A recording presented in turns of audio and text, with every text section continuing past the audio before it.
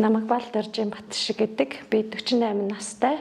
Барилгын инженер, Монгол улсын зөвлөх инженер, уулчин тийм хүн байна. Нөхөр 3 хүүхдийн хамт амьдардаг. 2023 оны 10 сард Хөхний хортой хавдар гэж онцлогдоод 23 оны 12 сарын 21-нд Хөхнийхөө хортой хавдрыг ахуулсан байгаа. Түүнээс хойш 12-оос 14 цагийн урсгалтай хийм 4 удаа хийлгсэн. Тэгээд 20 удаа туяаны эмчилгээнд орсон. Миний онш болохоор нөгөө Хөхний хортой хавдрын 2 дугаар зэрэг байсан. Хавдар онцлогдсны дараа би нөгөө химийнхаа эмчилгээнд 2 сард орсон. 2 сард ороход нөгөө маш их хүнд байсан. Бүх юм өвдсөн л доо маш хүнд өвдсөн. Тэгээд 3 өдөр хэвтээд 4 дахь өдрөө би ямар ч л гэсэн би босох хэвээр.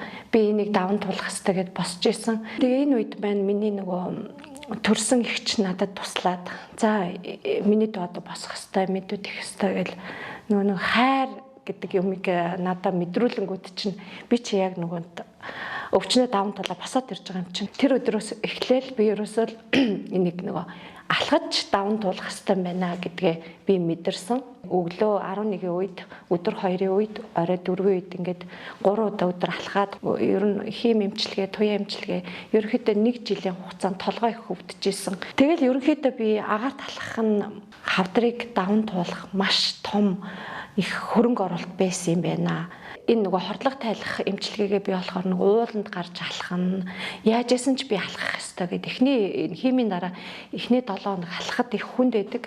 Тэгээд дараагийн 7 хоног ямар ч л гэсэн цагаан айс унтсан байдаг. Тэгээд цагаан айсынхаа тариг илгэжэл ерөөсөө энэ хугацаанд би цагаан айс унах ч бай, унахгүй ч би дандаа л алхахдаг байсан. Имлэг рүүгээ ч гэсэн алхаад ирчдэг байсан. Бүжиг алхалтаар энэ хүү нөгөө хавдрын эмчилгээнд даван туулж яваа.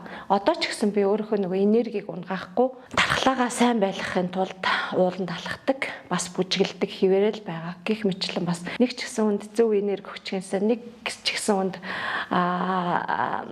сайн сайхан юмыг түгээн дэлгэрүүлчихсэн гэдэг үүднээс маш их хүмүүстэй хамт алхах нь хамт өөрийнхөө нөгөө зөвлөгөөг өгн ярилцсан. Тэгээ хүмүүсээс ч гэсэн маш их тийм туршлага солилцож ингэж бас үнэтэй зөвлөгөөг нь би ч гэсэн өөртөө авч тусгадаг. Өөртөө том зорилго тавьсан 24 оны 6 сард би өндөр оргилд өөрөө ч мэдэхгүй хорт хавтартай би дэлхийн дээвэр оргилуудын нэг болох 8516 метрийн өндөр лоцын оргилд би амжилттай авираад буугаад ирсэн. Бууж ирээд ерөөсөө миний биеийн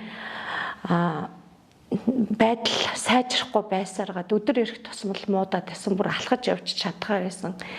Тэгээд 10 сард үзүүлэнгүүтний хортой хавдраар онцлогдсон.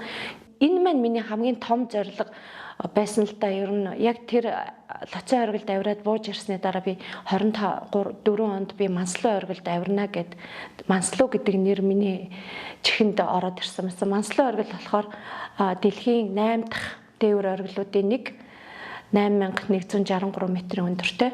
Тэгээд тэр оргилд би авирна гэд аль хэзээний нөгөө зорилго тавьсан байсан болохоор энэ зорилгынхаа төлөө би бас эдгэн гэд би ботцсон байсан. Дараа нь би 9 сард тэгээд би Манслуу оргилд явж амжилттай авираад би энэ Хөхний хорт хавдар гэдэг юмд цэг тавилаа гэдэг юмаа би тэнд бүр баталсан. Яагаад гэвэл нөгөө хүн нэг маш том өвчин туссныхаа дараа идэгснийхаа дараа би идэгсэн гэдгээ бүр батлах ёстой юм байлээ гэдгийг би өөрийнхөө энэ жилийн хугацаанд хийсэн үйл явц, жилийн хугацаанд хордлогоо тайлсан, буцаад спорт руугаа орсон гэх мэтлийн энэ үйл ажиллагаараа би өөрөө батлаад цэг тавьсан байт юм аа. Хүн болгонд эрүүл болоход, эрүүл мэндэд анхаарахад боломж байдаг. Тэр боломжийг хүн өөрийгөө мэдэрч өөртөө хайртай байх ёстой юм байлээ гэдгийг би энэ хүү өвчин туссныхаа дараа ойлгосон. Баярлалаа.